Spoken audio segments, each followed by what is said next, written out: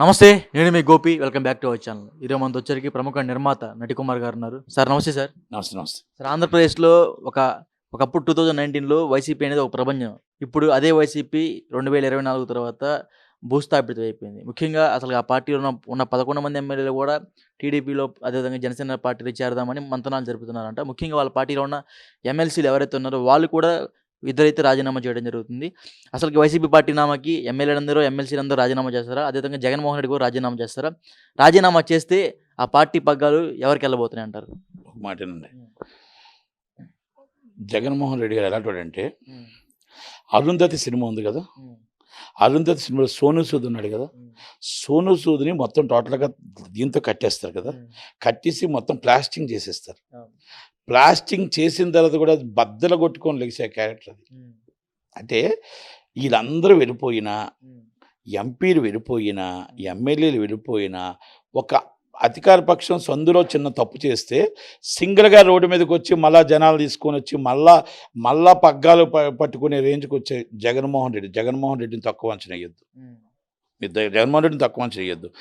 మీకు విజయసాయి రెడ్డి బీజేపీలోకి వెళ్ళిపోయినా, మొత్తం టోటల్గా టీడీపీలోకి వెళ్ళిపోయినా, జనసేనలోకి వెళ్ళిపోయినా, వీళ్ళందరూ వెళ్ళిపోయినా అధికార పక్షం తప్పుని తీసుకొని మళ్ళా రోడ్డు మీదకి వచ్చి మళ్ళా స్టార్ట్ చేస్తాడు. ఎందుకంటే డబ్బు ఉంది, డబ్బుతో ఏమైనా చేయగలుగుతాడు.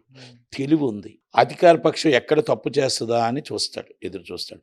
ఆ తప్పుని మనం చేయకుండా నిలబడగలిగితే ప్రతిపక్షానికి జగన్మోహన్ రెడ్డికి ఛాన్స్ ఇవ్వలేము. ఆ అధికార పక్షం తప్పు చేస్తే 100% ఇలా లెగిస్తాడు, ఉప్పుండా లెగిస్తాడు. అంటే నేను ఇప్పుడు అందరూ కూడా ఖాళీ అయిపోతుంది వాస్తవే. వైసీపీ పార్టీ కొత్త నీరు వస్తుంది, మళ్ళా రాదు అనుకోకండి. ఒక రాజకీయ పార్టీ భూస్థాపితం అవ్వదు. నేను మళ్ళా చెప్తున్నాను కదా, అధికార పార్టీ 164 సీట్లు వచ్చాయి. ఈ 164 సీట్లలో చాలా హైప్లో ఉన్నారు జనాలు. చంద్రబాబు నాయుడు గారు అడ్మినిస్ట్రేటర్, చంద్రబాబు నాయుడు గారు ఎక్కడో ఉన్నారు. చంద్రబాబు నాయుడు గారు ఇస్ నెంబర్ 1. అలాగే పవన్ కళ్యాణ్ గారు ఎక్కడో ఉన్నారు. మళ్ళీ లోకేష్ బాబు గారి మీద నమ్మకాలు పెట్టుకున్నారు.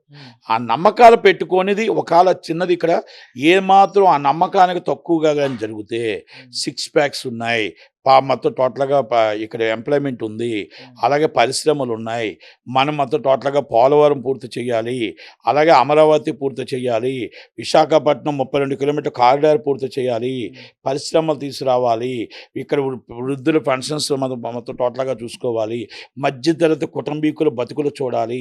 4 నుంచి రాత్రి 1 గంట దాకా వాళ్ళు ఈరోజు మనకు ఓటు వేసింది చంద్రన్నకి. ఎందుకంటే మా పిల్లలు ఎక్కడ చదువుకుంటారు, పరాయి ఊళ్ళో చదువుకోవడం కాదు.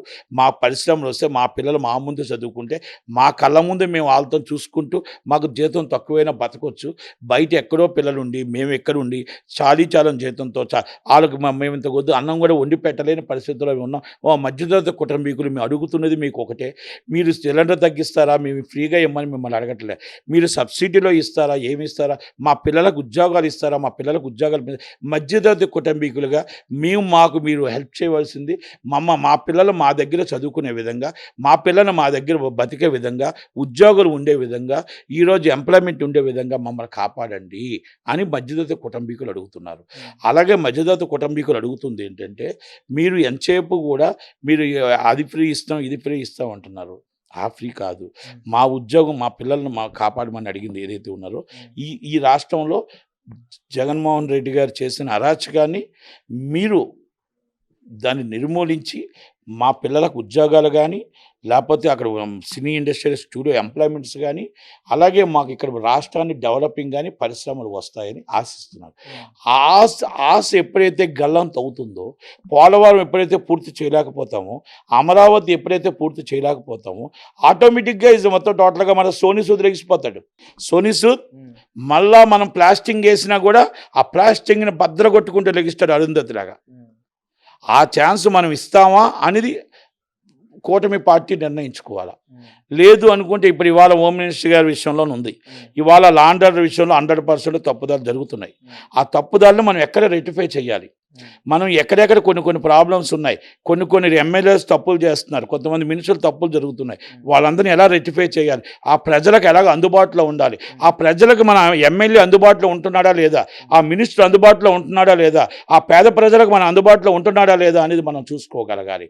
అది చూసుకొని అడ్మినిస్ట్రేటర్ లాండ్ ఆర్డర్ కరెక్ట్గా ఉందా లేదా, రెవెన్యూ డిపార్ట్మెంట్ కరెక్ట్గా ఉందా లేదా, అక్రమ కట్టిన కట్టడాలు ఏమైనా ఉన్నాయా, మన చెరువుల భూమిని ఆక్రమించుకున్నారా, మన ఇల్లులకు ఆక్రమించుకున్నారా, రోడ్లు ఆక్రమించుకున్నారా, మన పంచాయతీ ఈఓలు అవ్వచ్చు, ఇంకోటి అవ్వచ్చు, మున్సిపల్ కమిషనర్లు అవ్వచ్చు, మున్సిపాలిటీలు అవ్వచ్చు, గతంలో లంచాలు తీసుకొని వాళ్ళకి చేసిన అన్యాయాలకు వాళ్ళ మీద మనం ఎందుకు కేసు పెట్టకూడదు, వాళ్ళ దగ్గర నుంచి మనం ఎందుకు ఈ పేదలను రక్షించకూడదు, ఈ ఎఫ్టీఎల్లో ఉన్నది మనం ఒక హైడ్రా, ఒక రంగనాథ్ లాంటి వాళ్ళని మనం ఎందుకు ఐపీఎస్లకి ఐఏఎస్లకి పవర్స్ ఎందుకు ఇవ్వకూడదు, వాళ్ళకి ఇచ్చిన పవర్స్ని మనం ఎందుకు మొత్తం టోటల్గా మన రాష్ట్రాన్ని మనం ఎందుకు కాపాడుకోకూడదు, మన రాష్ట్రాన్ని మనం సస్యామలంగా మనం చేయడానికి చంద్రబాబు గారి మీద, పవన్ కళ్యాణ్ గారి మీద, లోకేష్ గారి మీద నమ్మకం ఉంది.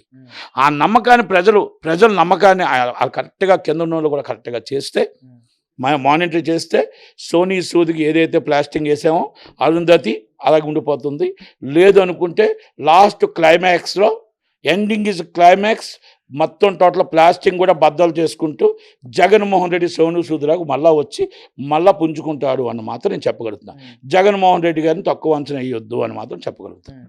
ఓకే. ఒకవేళ జగన్మోహన్ రెడ్డి గారు పార్టీకి రాజీనామా చేస్తానని చాలా ఆరోపణలు వస్తున్నాయి. ఒకవేళ పార్టీకి రాజీనామా చేస్తే ఆ పార్టీ పగ్గాలు చేపట్టేది ఎవరంటారు?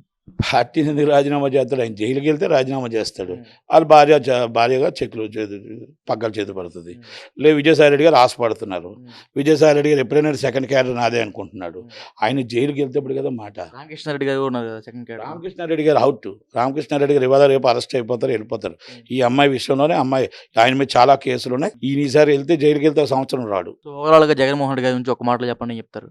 జగన్మోహన్ రెడ్డి గారు మొండి, జగమొండి, మేధావి, అతి మేధావి, ఎదుటి వాళ్ళని అంచనా వేయడంలో, ఎదుటి వాళ్ళని మొత్తం డబ్బుతో కొనడంలో, ఎదుటి వాళ్ళని మొత్తం ఆ జనాల్ని చాలా మామూలుగా ఏమంటారంటే టింగ్ వేస్తున్నాం కదా, ఆ టింగ్కి నాకు ఎందుకు చేయరు అంటే జనాలు కరెక్ట్ సమాధానం చెప్పారు.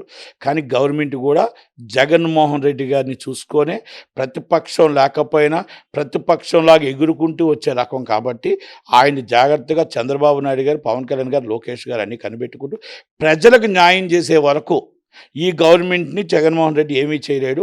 ఆల్రెడీ ప్లాస్టింగ్ వేసేస్తున్నారు. ఆల్రెడీ ఇప్పుడు ఊసలతో కట్టారు సోనీ సూదిని.